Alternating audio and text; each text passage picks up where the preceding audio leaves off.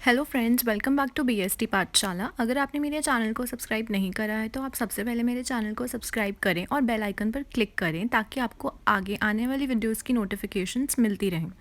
इस वीडियो में भी हम चैप्टर 7 डायरेक्टिंग को कंटिन्यू करने वाले हैं। मैंने पहली वीडियो में बताया था डायरेक्टिंग चैप्टर की कि ये चैप्टर काफ़ी लेंदी है but at the same time easy भी है। इसमें हम पढ़ने वाले हैं features and importance of motivation. Motivation is the second element of directing. जो डायरेक्टिंग कॉन्सेप्ट होता है उसके 4 एलिमेंट्स होते हैं। उसका सेकंड एलिमेंट होता है मोटिवेशन। ये मैंने आपको पिछली वीडियो में बताया था। अगर आपने नहीं सुनी है वो वीडियो तो मैं डिस्क्रिप्शन में उसका लिंक मेंशन कर दूंगी। So what you mean by motivation is, motivation का मतलब होता है इंसाइटमेंट और इंड्यूसमेंट टू एक्ट और मूव। ये एक ऐसा प्रोसेस है जो सबॉर्डिनेट्स को एक डिज़ायर्ड मैनर में एक्ट करने के लिए मजबूर करता है। मतलब हमारा कोई भी ऐसा डिज़ायर या हमारी विलिंगनेस कि हम एक पर्टिकुलर डायरेक्शन में मूव करें या एक्ट करें, ऐसी एक्टिविटीज़ या ऐसे टास्क परफॉर्म करें जो हमारे गोल्स को अचीव करने में हेल्प करती है। It means the process of making subordinates to act in a desired manner to achieve certain organization goals। जो मोटिवेशन का कॉन्सेप्ट है वो मोटिव वर्ड से आया है। मोटिव का मतलब होता है कोई भी हमारा एम या गोल, और मोटिवेशन हमें उसी गोल या एम से मिलती है। ये हमारी विलिंगनेस होती है to act in a desired manner. So there are 3 terms which is related to motivation, जो कि है motive, motivation and motivators. Motive होता है हमारा कोई गोल या हमारा एम जिसकी तरफ हम काम करते हैं। मोटिवेशन हमारा एक्ट करने का तरीका। जितना ज़्यादा कोई एक इंडिविजुअल मोटिवेटेड होगा उतनी ही ज़्यादा उसकी मोटिवेशन उसके काम में दिखेगी। एंड मोटिवेटर्स, मोटिवेटर्स होते हैं जिनके थ्रू हम मोटिवेट होते हैं। सो मोटिवेशन कॉन्सेप्ट इन 3 चीज़ों से रिलेटेड है, मोटिव, मोटिवेशन एंड मोटिवेटर्स। अब हम पढ़ते हैं फीचर्स ऑफ मोटिवेशन। मोटिवेशन का पहला फीचर है that it is an internal feeling. हम कोई भी काम करते हैं, व्हेन एन इंडिविजुअल और an employ performs any activity in an organisation, वो कितना मोटिवेटेड है वो उसकी एक इंटरनल फीलिंग या उसकी डिज़ायर होती है काम करने के लिए, वो उसकी खुद की विलिंगनेस होती है। So it is one of the most important feature of motivation that it is an internal feeling or desire or emotions. Second point is motivation produces goal directed behavior।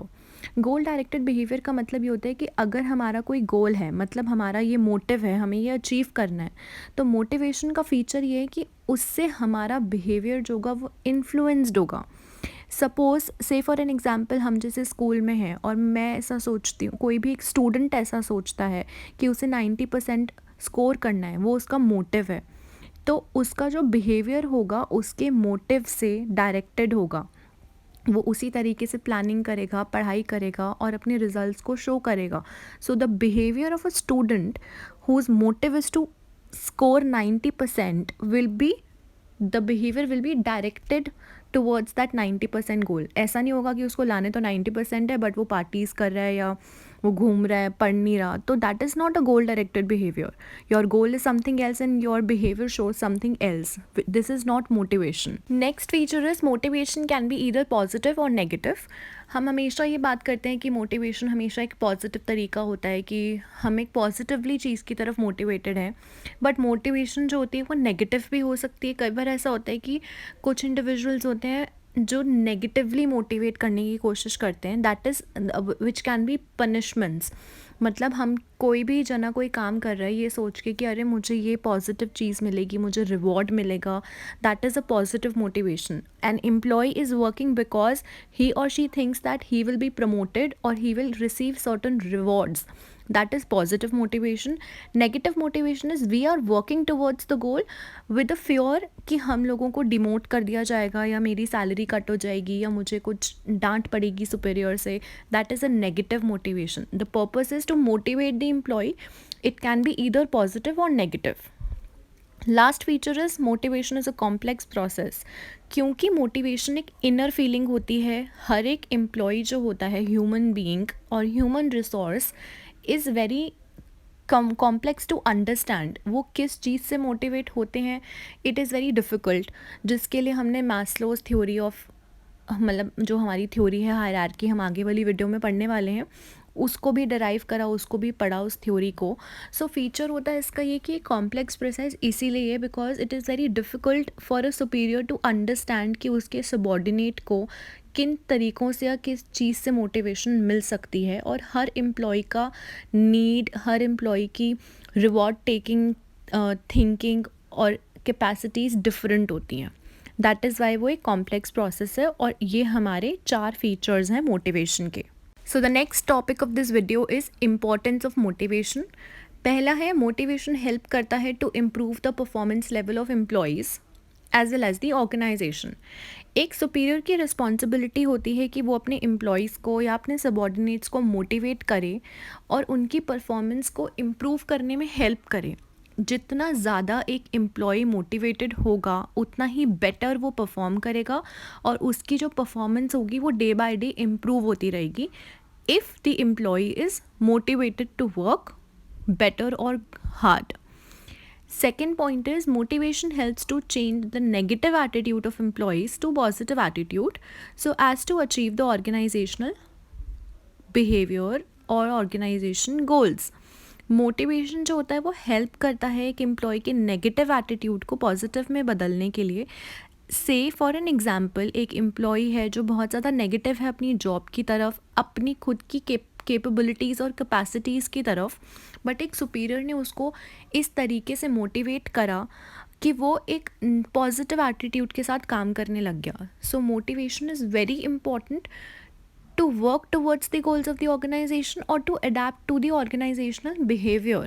जो हमारा ऑर्गेनाइजेशन का behaviour है उसके लिए हमें positive attitude रखना बहुत ज़रूरी है जो मोटिवेशन से मिलता है। Next point is motivation helps to reduce the employee turnover and thereby saves the cost of the new recruitment and training।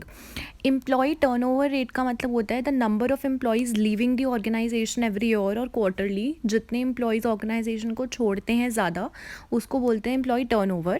तो अगर एक organization का employee turnover rate ज़्यादा रहेगा, मतलब employees बहुत frequently उस organization को छोड़ रहे हैं, तो वहाँ पर रिक्रूटमेंट की कॉस्ट और न्यू एम्प्लॉयज़ को ट्रेन करने की कॉस्ट बढ़ जाती है। सो अगर उस ऑर्गेनाइजेशन में अच्छी मोटिवेशन दी जाती है एम्प्लॉयज़ को, if employees are motivated in a positive manner, plus if a superior is motivating the employees in a better direction, वहाँ पर एम्प्लॉय टर्नओवर रेट कम होता है। मतलब the employees will leave that organisation very less number of time और वो ज़्यादा time के लिए टिके रहेंगे वहाँ पर। Next is motivation helps to reduce the absenteeism rate in the organisation. Absenteeism मतलब एक ऑर्गेनाइजेशन में एब्सेंट होना, कि वहाँ पर ज़्यादा रेगुलर ना रहना। तो अगर हमें एक अच्छा एनवायरनमेंट मिलेगा काम करने के लिए, अगर हमें एक पॉजिटिव और मोटिवेटेड एनवायरनमेंट मिलेगा, superiors are very nice and friendly and they are motivating the employees in a good way, और वो हमें खुद को बेटर फील कराते हैं या हमारी कैपेबिलिटीज़ को बहुत अप्रिशिएट करते हैं, हमें खुद मोटिवेट करते हैं, तो वहाँ पर हम रोज़ जाना पसंद करेंगे और जो एब्सेंटिज्म रेट है वो कम हो जाता है।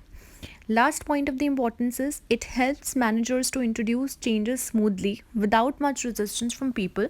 जो हमारी ऑर्गेनाइजेशन होती है, हमारा जो इन्वायरमेंट होता है, business environment, it is continuously changing, वो काफ़ी ज़्यादा डायनामिक होता है। तो कोई भी चेंजेस को एक्सेप्ट करने के लिए काफ़ी एम्प्लॉयज़ जो होते हैं वो रेजिस्ट करते हैं।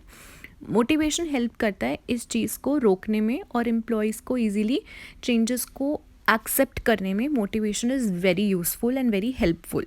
सो ये वीडियो थी हमारी मोटिवेशन के कॉन्सेप्ट, फीचर्स एंड इम्पोर्टेंस पे। नेक्स्ट वीडियो में हम मास्लो नीड हायरार्की थ्योरी पढ़ेंगे which is very important concept and very important topic. Thank you for watching my video and don't forget to like and subscribe. Thank you.